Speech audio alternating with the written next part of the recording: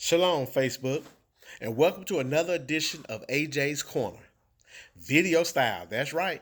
I would like to salute and celebrate you, kings and queens in the earth. I would like to celebrate you, royal family in this dimension. Now, if you don't consider yourself to be royal, well, then I'm not talking to you. And your behavior, your mistakes, your error does not define or eliminates you from being royal. Royal is your identity, period.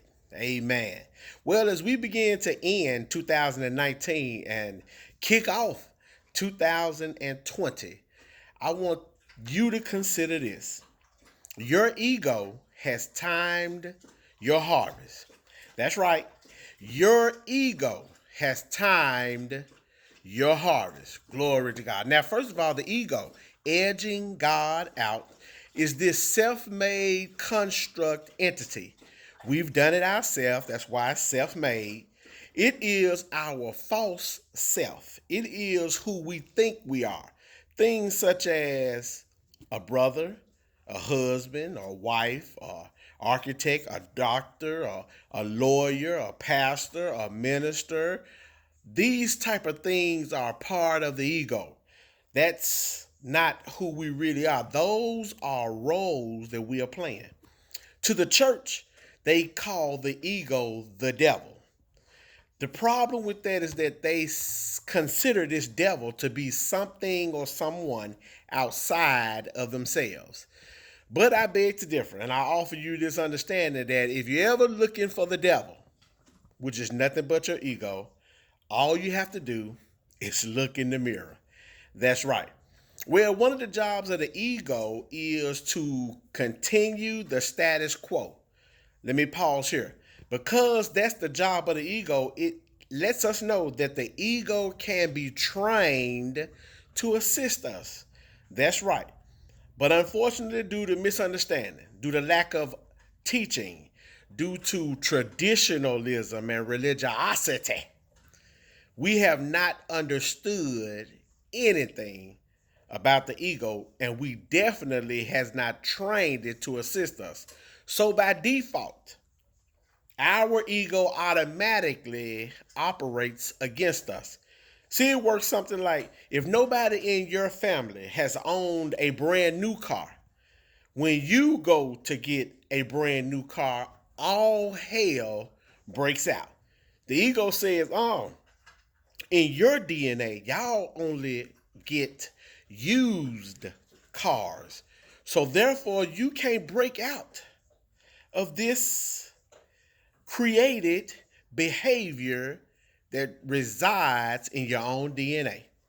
Well, the ego can be trained to assist us in whatever we have going on. And we have to use our faith to break through the barrier of the ego. Remember, the ego wants to keep the status quo.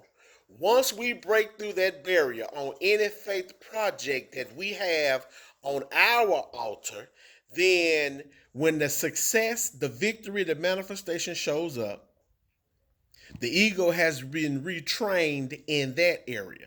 So now the ego makes sure that type of thing can continue to happen for you and yours.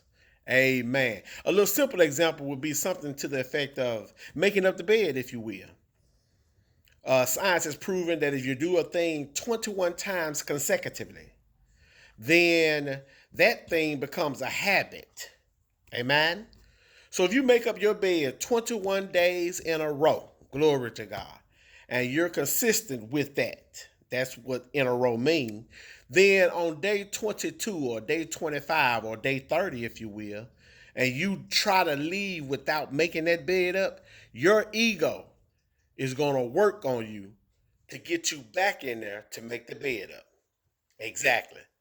So the ego has timed our harvest. Since it's already been trained to function against us, by the time you have decided to wake up, By the time you have decided to upgrade your consciousness and to sow better seeds into the mind of your spirit, your ego stands up strong and it reaches back to the dateless past and pulls up your negative seeds that you've sown. And at the worst possible time in our lives, the ego will bring that negative, bad, incorrect seed to harvest. You'll be trying to do a thing. You've sown new seeds in the last year, if you will. And the ego recognizes that you are about to get the harvest on your new seed. Your new seeds are better seeds. It's seeds of prosperity and success, or it's seeds of health and non-toxic relationships. So you're on a greater path and you've been working diligently. But we forget or have never been taught that we must contend with the negative seeds of the past. So your ego reaches back when you sowed a seed of great negativity and brings it up now and sets that harvest right in front of you. So now you're contending with that thing. This is where the spiritual teachers have come into play. It is up to you, the individual, to rely on the spiritual teaching you have received from a teacher, to hold on, to wait out, to walk through the process of those negative seeds and walk flat foot into your new harvest. Yes, I mean flat foot into your new harvest. See, when we get those negative seeds that we've sown show up in the negative harvest, we begin to doubt the things or give up on the things that we have been planting most recently. And that's the ego. Because once you give up on the newness that you're going for, once you give up on that thing that nobody else in your family has ever reached out before, then you're back at the status quo. And the ego says, I've done my job. But if we would hold fast, if we would bear down, if we would intensify our faith work, then break through, walk out the process of the negative seed harvest that has shown up by way of the ego, we would have reset the ego in the new area of harvest in our lives. That's right. What a wonderful thing.